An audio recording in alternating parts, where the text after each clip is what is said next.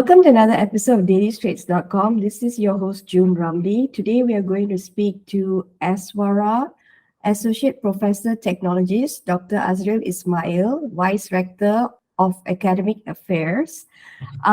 So Aswara is a Malaysian higher learning institution in the performing area, which is supported fully by the Malaysian government under the Ministry of Unity, Culture, Arts and Heritage Malaysia.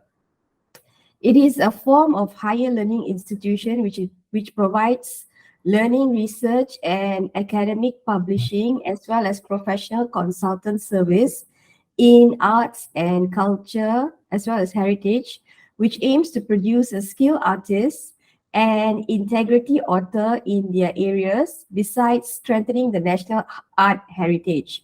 So in principle, Aswara concentrates on art learning, to produce educated and professional performance to fulfill their national art industry.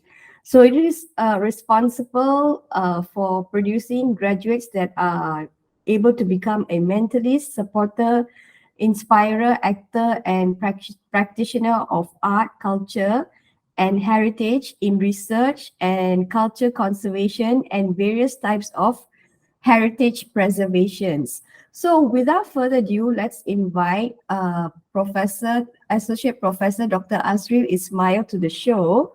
So thank you so much for joining us in such short notice, and I really appreciate it. So how are you today? I'm fine, thank you, June, Miss June. Weather is good. I'm in good shape of health, and it's a good day to do this dialogue and this said interview. Thank you. Awesome. Okay, so this is let's dive right into the question. So Okay. let's get to the nitty gritty of how many students does Aswara have today, and the most popular course that you have on offer at the moment. Already, Aswara have an estimated of 1,300 students. These are all the said courses in combination, in which they are from certificates all the way towards PhD level. We have 28 programs in our care. These are arriving from 7 faculties, also alongside with foundation, alongside with the postgraduates department as well. So what we're seeing here is a diverse range in terms on performing arts, and in particularly what we see is in the areas of music, dance, theater, film and television. Let me see, creative writing, and we have arts and cultural management, and yes, all this game and film. Of course, we have animation as well in this said courses. So it's a well diverse in the areas field of arts on its practice base. Okay, So so yeah, sorry. uh, yes, okay. So we do have all this certification in which, for example, we have anywhere from diploma in music arts, fine arts, theater, creative writing. We have also, just example, we have degree for music composition, dance, acting, scenography, film and TV, digital games and animation. We have masters in creative arts and doctorate in creative arts. So all of this mapping is proportionately is practice based, in which just a rough layout towards there, it's more like a 70% of practice, 30% theory, which is a sort of a shift balance compared to other HEP or higher education providers. We do also provide CJ Kemahiran Malaysia, which is SKM, which is a certification, and CJ Seni Creative Aswara from internal as well, which is called the SSKA, and CJ Seni Tradisi Aswara, the SSTA. So these are all the mappings that we have offered towards the said students. Awesome. Okay, so I guess you can call your graduate artists, right? Well, they are practitioners. Okay. In terms on artists, it remains to see their career path. So and how they are well dedicated in terms on the rigor on the required areas of the industry. So it's a whole lot of a gamut range on what sort of industry that they get themselves involved in. Okay. So basically, there's a notion that those working in the arts sector, have a hard time getting being gainfully employed because working as an art, working in the art sector is based on as and when the opportunity comes. It's not like being a doctor or a lawyer where the jobs are quite, frequent, and you also get, you get to go to the office, get employed in the office. So basically my question is like, do your graduates, right, like have a hard time getting employed after they leave the institution? Well, it depends on the industry that they are in. Employment requires a certain structure or framework of an industry that supports towards this sort of career path. And also the nature of the disciplinary tracks that they have, it's sort of we have an integration towards a freelance nature or the gig economy. And also it's a diverse skills and discipline in which have a different sort of dynamics in comparison to a structured industrial tracks that you had mentioned before, just like engineering, law, and medical studies and so forth. So the resources and actually the invested areas have a sort of a different framework on its own. In terms of employability itself, it depends on how they get themselves involved in the rigor of creative field.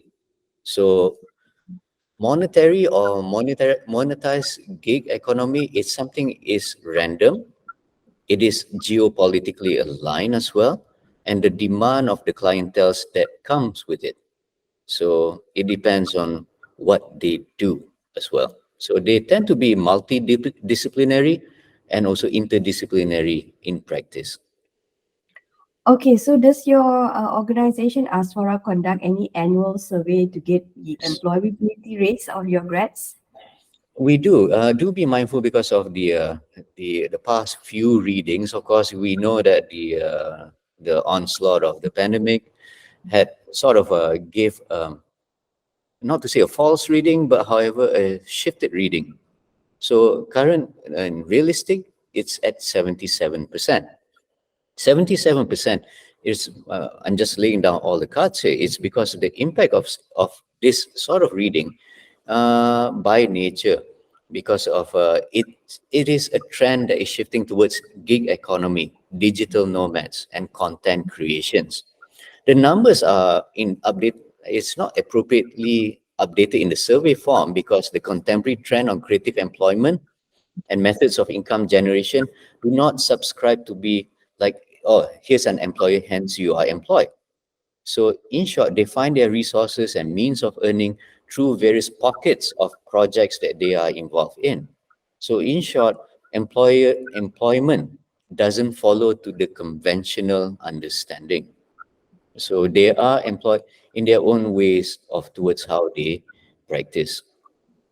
So is it correct to say they have a real job, 9 to 5, and then they do their creative work on the side, or what is the proportionate of being full time creative workers as opposed to people who actually have a real job, like maybe any 9 to 5 job that just bring in consistent money, and then on top of that they do like their creative work on the weekends or something like that after 5. Do you Oh, yeah. go that deep or? Well, in terms of depths of it, well, all jobs are real job. I'll be honest with you on that one. Um, Everybody have bills to pay. Earning. This is a trend that is not to say a trend. This is the nature of things. Creative trends or creative parts are codependent in terms on what they do towards risk taking. Mhm, So this is the nature of creative actions. mhm. It is always something more on threading into the areas of the unknown. Not to say to be highly philosophical in terms on how to answer this particular part. Yes, there some of them actually do partake in terms on the bread and butter daily 9 to 5 job, or some of them even do part-time jobs, and then they do creative works on the side. Some people on the holistic or towards the ideas like, why do you do this when it promises very inconsistent way of earning income? The reason being is they do it because it needs to be done. It's in their blood. Is in their unsettled mind that the things of this creation needs to be created, actions that is being taken, so that they have certain appropriated value in terms on the satisfactory of creation of things. So this is how I would narrate it towards in creation. This has been like this for many, perpetually since the industrial revolution itself.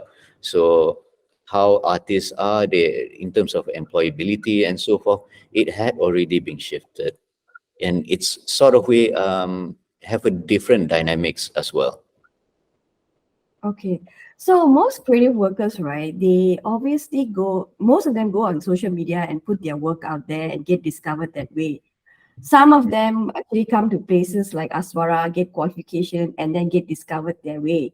So, what are some of the benefits of getting a qualification from Aswara as opposed to a creative worker who just goes out there and puts their work out there? Like, what's the benefit? Like, do you like after end of their degree, you match them up with potential projects? Do you do stuff like that? We do.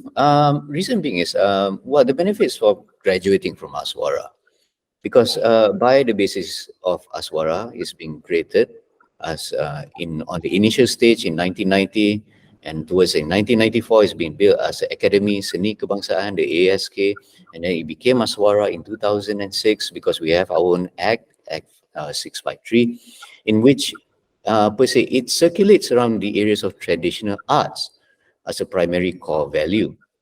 And then the unique selling point, or actually the unique jewel of Aswara, is because we do have presets of Adi Guru. Adi Guru are grandmasters. These are within the tradition, the foundation of the traditional art, in which they teach wayang kulit, and then they do teach mak yong, mek mulung, and so forth, because these are actually actual practitioners. And the Adiguru, these grandmasters are being practicing for more than 30 years. Some of them even reach at 50 years of practice. And they are teaching the kids the core traditional arts value towards that. So with this, it comes as a interconnecting values of specialized knowledge and the needed skill of towards the industry in this sort of limelight. Now, the thing is, once we look at it, because it has a much like any other institution that is in the areas of art, just like UITM, USM, and so forth, it has connection from the alumni themselves. So far, we have more than 2,000 alumni out there, and by far, majority of time, if you go off to any creative industry, oh, are you an alumni of Aswara? Certainly, you hear that echoes around in the background.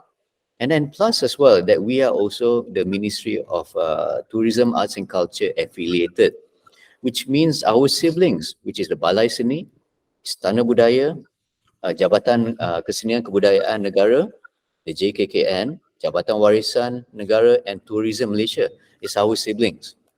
So it's all interconnected as well. So the graduates tends to go off to work to JKKN. They do need performers. So is Istana Budaya, and then there are some also in terms on management also goes to Jabatan Warisan or the Balai Seni itself.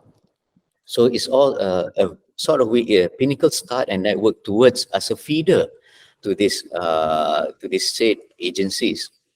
And then with that as well, it comes as a strong hand in hand in which as what Aswara role is towards all these spaces and places.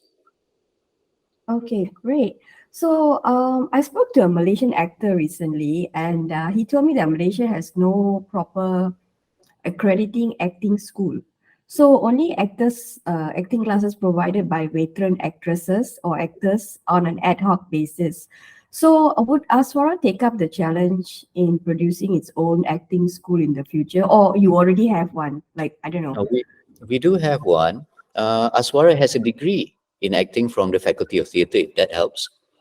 It carries many relevant courses that contributes towards acting career as a profession, because by principle it has what we call as it taught the methodologies of bangsawan, choreography, voice projection, the musical elements, scenography or the creation of scenes, theatrical play. So it is accredited by MQA, full accreditation. So the degree is recognized globally. So Aswara does have this in terms on acting, if that sort of accredited degree or certification that is being mentioned here. So So it's already having that. And plus, we do have short courses as well that comes with it, the SSTA, SSK, as mentioned before, CJ, Kemahiran Malaysia, that have a short burst of short courses in various pockets of a body of knowledge that is being distributed towards the area of acting. So how long has the acting course been available on Aswara? If I gather it correctly, it's certainly more than 5 years. And it runs through accreditation by the MQA, because we do need a cycle of auditing that occurs periodically, and what we call it as the quality improvement that is needed towards making sure that the courses being taught are relevant of today's needs. So are there any famous actors that you can give me names of Malaysian actors who've done the course and have gone out to, get a movie or Well, two? I'm sure they are. Oh my goodness! The names of the actors. I have to give you the list in a bit, because we do have a whole selection of lists in which it skipped my mind at this particular point in time, that we do have alumnus in that runs through from the Faculty of Theatre itself. Okay, great. So how much does it cost to get qualified in Aswara? Is it an expensive? Do you get PTPTN loan No, or no. In terms of PTPTN, we don't. But however, fundamentally the cost of programs in Aswara is already stipulated in our website, which is considered like one of the cheapest for fully accredited, globally recognized certificates. We do have foundation program in which runs at only 890-ish ringgit for 1 year course.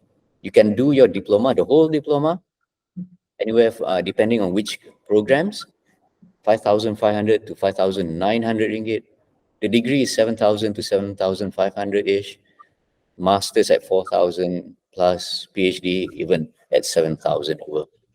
It is almost jaw-dropping in comparison to all other IPTs in terms on the prices that is being offered. That's why the sort of way the seats are very, very limited to gather all the students to come in towards Aswara. So pretty much it's like one have to rush over and actually see, because the fees are very, very low in comparison. And this has been a directive as well as how the Act or the ACTA has been built, because Aswara is being built to help the community to get themselves out of poverty through the visibly as culture workers or art practitioners, that once you graduate from Aswara, in which we, quote unquote, we certify them as practitioners, it does not only get themselves out of poverty, it gets themselves and their families out of poverty as well.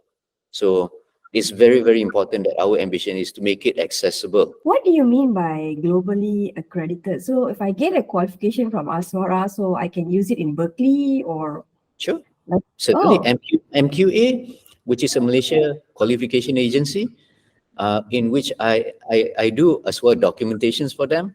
So for the pembangunan documentation, in which we do revamps on certain documents, in which I recently done in arts and design, creative multimedia, technology program standards. These are very, very important documents in which the whole Malaysia must adhere to and abide, so that it keeps up with the quality that there is an assurance. Any institutions that gathered and gained the full accreditation, in which we do have MQA/FA, which means fully accredited, and then there's an assigned number, usually it's 4 digits, that in which is actually certified as recognized by MQA and Board of Governance. And usually you can go to Berkeley and say, does your certificate have the MQA accredited? Yes, it's being recognized. It's been recognized, and most universities globally would recognize MQA certificate. okay. So the next question, the arts workers, like creative workers in Malaysia, are not unionized, making it difficult for them in many fronts. So, especially during the pandemic, right? A lot of them were in a jam because not many got EPF money. So, would Aswara help the industry in the future on this, or it's not Aswara's business? They're just there to teach people how to be really good creative workers, and that's it. Well, it involved political will, certainly. and it takes more than just a small, tiny gear in the whole ballistic of the wheels. Well, if we look at unionized art workers, it's different per se to, it's not to say only different, but it's difficult to actually class it as a unionized sort of movement. This perhaps should be reserved for another sort of discourse, but because I put it in a summary, because art workers or art practices, it's freelance nature, so there is no directive, and it is because of its freelance, because due for reason because of the diverse skills and disciplines. There are various recognition disciplinary tracks. Even in arts and design, it has roughly about 9 disciplinary tracks. In creative multimedia technology, we have 12 disciplinary tracks, and all of those disperse in various forms of requirements in the industry. And also that art workers have a different power dynamics in comparison to structured industrial tracks. And certainly, this is all not just only in Malaysia, but any country in the world. They have limited resources and fundings that have an empathetic, uh, allocated distribution towards this sort of areas because of all of the mentioned above. Perhaps it might have a different retrospective if this is looked into as cultural-based workers instead of art workers, because usually the way on how one looks, they might have, it tends to have a similar framework as all other industrial track, but this perhaps have a better appropriated discourse towards this sort of direction. Okay, I just thought of one thing while you are giving me an answer just now. Do your Aswara give any course on how to freelance workers, like because the cultural workforce is basically freelance, on how to do invoicing, how to ask for bill? Yeah, do you Yes, have? really, it should be under the arts and cultural management. We do have what the SKM, the SST8, all the short courses also available to those that is imbued. Professor Ruslan had introduced one particular project which is going to be up and about soon, which is called as the Future Creative School, in which specialize in lifelong learning. The lifelong learning are in series of various short courses that comes with all of this, because there are many instances no one can be dedicated to 2 years of not working and dedicated to learning, but they can afford like weekend courses or few days or certain tracks or weeks to actually upskilling and reskilling themselves. So business or invoicing certainly falls into the areas of arts and cultural management. So Oh, certainly it has a component towards that. awesome. Okay, so what are some of the interesting plans you have for the institution in the future that you can share, that's not sensitive or anything? Well, the directive of the good the good rector himself, Professor Ruslan, gave us as a overall two particular simple yet a very tall order words: internationalization and digitization. These two retrospect, I put it in summary. Internationalization is very, very important. It puts a foothold on where Aswara stands globally. I mean, we do have our significance on a national level, but we do need to understand how we do in on an international, regionally, and also globally as well. But because of this, this is why we do need international students on our floor. So hopefully as well, we have international staff, academic staff on our floor as well. So we can have traditional arts goes beyond just merely in conventionally um, just only in Malaysia. It can be actually be affiliated elsewhere, because traditional arts, it has many homes global on a global scale. Because I give an example, we do have Studio Gamelan in Chicago. So Oh, arts, yes. So local or the Nusantara traditional arts is actually highly valued just as well on the Western counterpart. So all of this, we look at it in this way.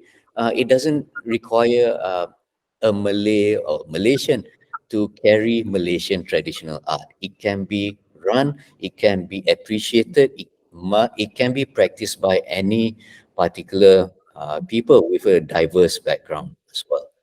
So that's what the hopes towards internationalization. Well, digitization is certainly an important piece as well because of all things being expedited since the event of pandemic, which comes as a double-edged sword. It has its curse and blessing. It sort of gave us a realization the importance of having an what we call it as a digital footprint. And we know that since Aswara's establishment, we have various assets in the sense of recordings, digital footprints or videos, and also we are looking into the areas of metaverse just as well, so that we can understand how body of knowledge are being disseminated on that sort of platform. So imagine that we do have contents, a lot of contents of not only of Malay, Chinese, Indian, Borneo, and also of tangentially the regional traditional arts. But this is where actually we need to understand how this particular assets can be valued, not just economic sense, but in a centralized way. So this is where we have ambition to be as a creative hub towards traditional practice. Awesome. Okay, so this comes to my final question. So I want to know, what is the demographics of your students? Are they more women or more men? And then what are the age group? Like, do they come in like after 18 and get a qualification in Aswara? Yes, the objective for Aswara i- is in the objective of our playbook, in which we are the higher education provider.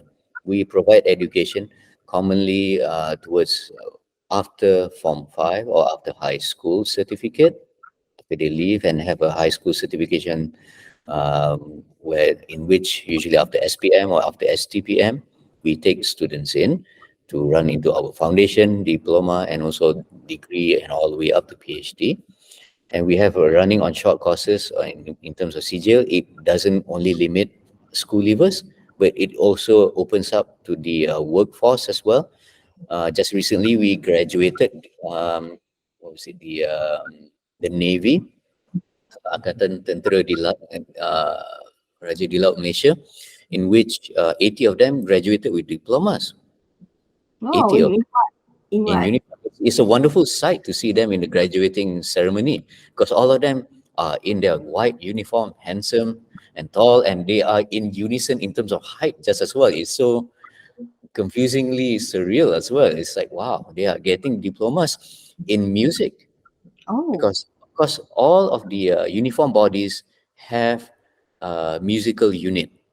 It is part and parcel of increasing morale, and also part and parcel of display of their prowess during celebrative day as well. So they have a certain function, and they use this diploma to for their promotional usage as well.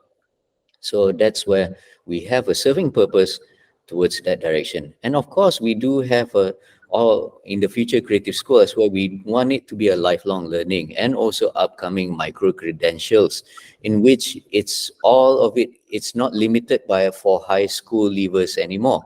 I mean, anyone can actually start learning traditional arts on their own time.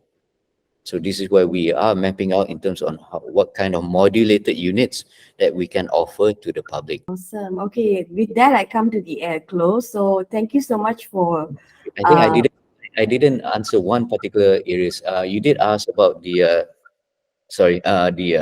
distribution of students. The yes. current Yes, the current reading is we are at 80% of Bumi Putra or Malay, and then we do have 10% of Chinese students, and 5% of Indian, and also the rest, roughly about slightly more than 10% of people from other states or other races. So we are at that sort of a shift, but it's going to be a different trend and distribution once we get the internationalization starting to be in the pipeline. Awesome. So I think we'll wrap up today because I know you have a flight to catch. So, all right, that's It's a all the pleasure, time. Raju. Mhm. All the time that we have for today. We have been speaking to the Aswara Deputy Rector, Professor Azril. Thank you so much, Prof, for joining us today. Really, really insightful conversation with you just now. Thank you so much. Most welcome. It's a pleasure as well, Miss June. It's certainly is enlightening and also a lot of good reminder of things to come as well. Thank you. Awesome. Okay. And the pleasure is all ours. So be sure to catch us the next time as we aim to interview another interesting individual from across the globe. Thank you very much.